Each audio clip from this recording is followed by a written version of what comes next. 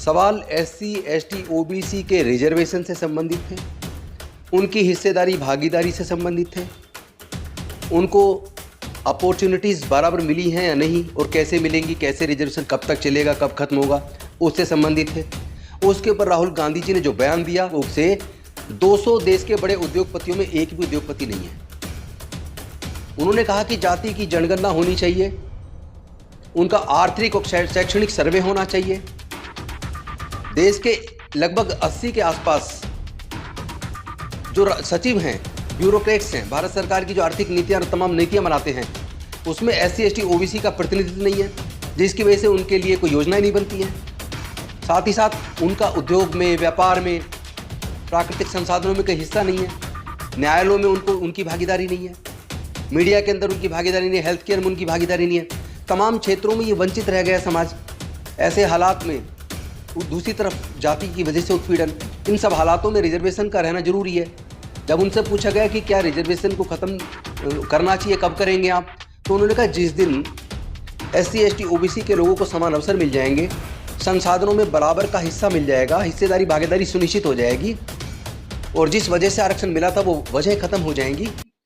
नमो बुद्धाय, जय भीम, जय संविधान, जोहार साथियों। अभी वॉशिंगटन डीसी के अंदर राहुल गांधी जी ने इंटरव्यू दिया और उसमें उनसे अनेकों सवाल पूछे गए, जिन सवालों का विस्तार से उन्होंने जवाब दिया।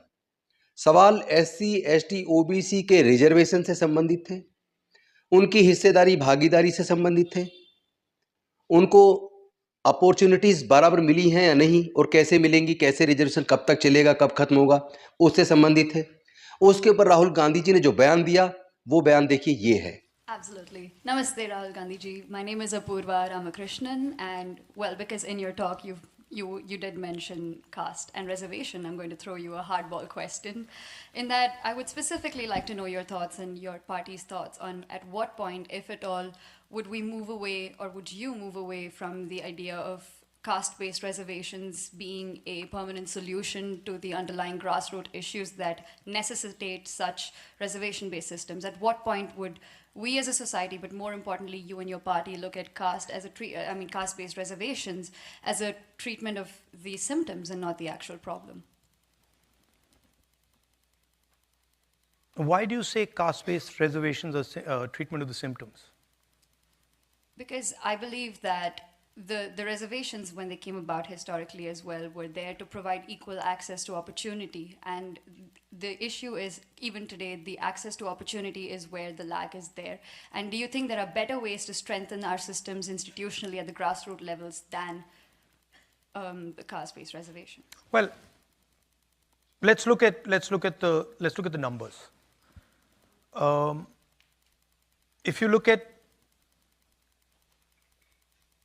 the Indian government, and you look at, there are 70 bureaucrats who run the Indian government, secretaries to the government of India. These are the guys that take pretty much all the financial decisions in the government. Okay? If you add up Dalits, tribals, OBCs, they come to 73%.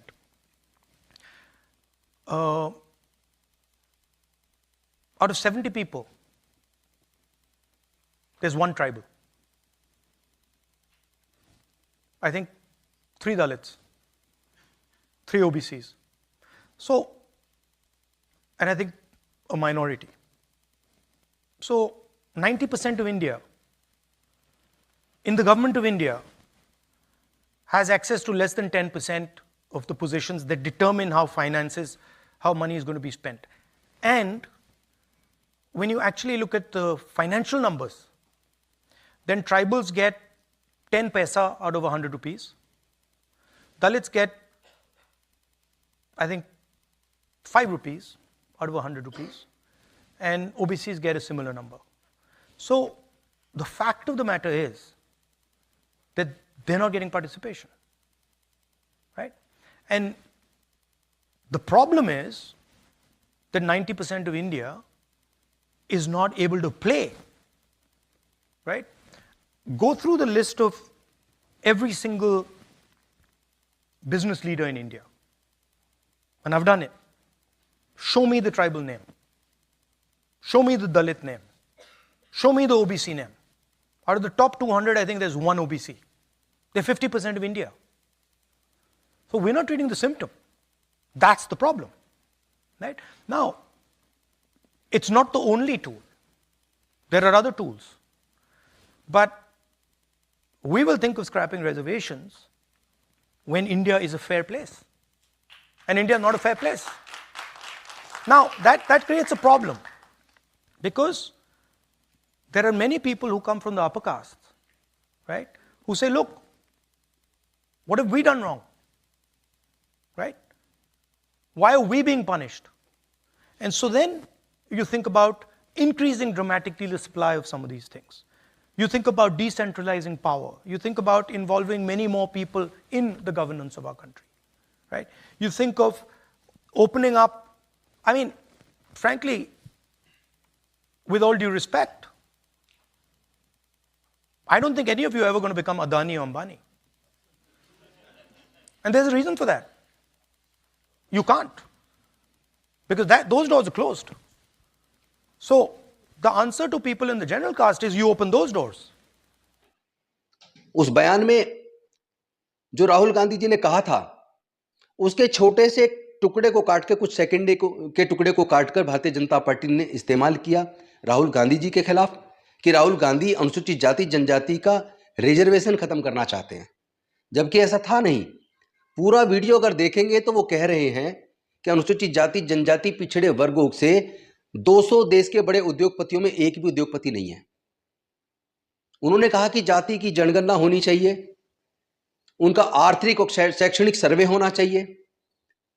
देश के लगभग 80 के आसपास जो सचिव हैं, bureaucrats हैं, भारत सरकार की जो आर्थिक नीतियां और तमाम नीतियां बनाते हैं, उसमें SC ST OBC का प्रतिनिधित्व नहीं है, जिसकी वजह से उनके लिए कोई योजनाएं नहीं बनती हैं। साथ ही साथ उनका उद्योग में, व्यापार में, प्राकृतिक संसाधनों में कोई हिस्सा नहीं है। न्यायालयों में उनकी भागीदारी नहीं है, मीडिया के अंदर उनकी भागीदारी नहीं है, हेल्थ केयर में उनकी भागीदारी नहीं है। तमाम क्षेत्रों में ये वंचित रह गया समाज। ऐसे हालात में दूसरी तरफ जाति की वजह से उत्पीड़न, इन सब हालातों में रिजर्वेशन का रहना जरूरी है। जब उनसे पूछा गया कि क्या रिजर्वेशन को खत्म करना चाहिए, कब करेंगे आप, तो उन्होंने कहा जिस दिन SC ST OBC के लोगों को समान अवसर मिल जाएंगे, संसाधनों में बराबर का हिस्सा मिल जाएगा, हिस्सेदारी भागीदारी सुनिश्चित हो जाएगी और जिस वजह से आरक्षण मिला था वो वजह खत्म हो जाएंगी, उस दिन आरक्षण को खत्म करेंगे। यानी यही बात तो डॉक्टर बाबा साहब अम्बेडकर जी ने कही थी कि जिस दिन सब लोग समान हो जाएंगे, जाति की वजह से उत्पीड़न बंद हो जाएगा, संसाधनों में बराबर हिस्सेदारी भागीदारी हो जाएगी, तब रिजर्वेशन को खत्म कर देंगे। तो कोई अलग बात तो कही नहीं है। लेकिन उसमें से पीस काट के जिस तरह भारतीय जनता पार्टी ने उसका इस्तेमाल किया, मुझे उसका परहेज नहीं है, क्योंकि भारतीय जनता पार्टी तो इस काम को करेगी, राजनीति कर रही है और वैसे भी गंदी राजनीति करती है। लेकिन बहुजन समाज के भी अनेकों लोगों ने और अनेकों नेताओं ने पूरे बयान को पढ़े और समझे बिना, सुने बिना भारतीय जनता पार्टी के सुर में सुर मिला दिया। ये तो शर्मनाक बात है। कम से कम पूरा बयान तो सुन लो, समझ तो लो, उसके बाद बोलो। जो डॉक्टर बाबा साहब अम्बेडकर जी ने बोला और वो जो हिस्सेदारी भागीदारी की बात है, 50% के आरक्षण की सीमा बढ़ाने की बात है, यही तो बातें राहुल गांधी जी ने की है। नेचुरल रिसोर्सेज सहित तमाम क्षेत्रों में, न्यायालय में, मीडिया में, हर जगह उनको हिस्सेदारी मिले, यही बात की है। इसमें गलत क्या कहा है? तो मैं कहना चाहता हूं बहुजन समाज के लोगों से कि आप भाजपा के सुर में सुर मिलाने की बजाय पूरा बयान सुनिए और उसके बाद सामाजिक न्याय की लड़ाई में साथ आइए। डॉक्टर बाबा साहब अम्बेडकर का मिशन, जो फूले साहू अम्बेडकर पेरियार का जो मिशन था, जिसको बाद में मान्यवर कांसीराम साहब ने आगे बढ़ाया, उसी को आगे बढ़ाने की जरूरत है। गुमराह होने की जरूरत नहीं है। बस इतना समझ लीजिए, इसी से मूवमेंट आगे बढ़ेगा। बिल्कुल भी गुमराह मत होइए। बहुत बहुत धन्यवाद। नमो बुद्धाय। जय भीम, जय भारत, जय संविधान।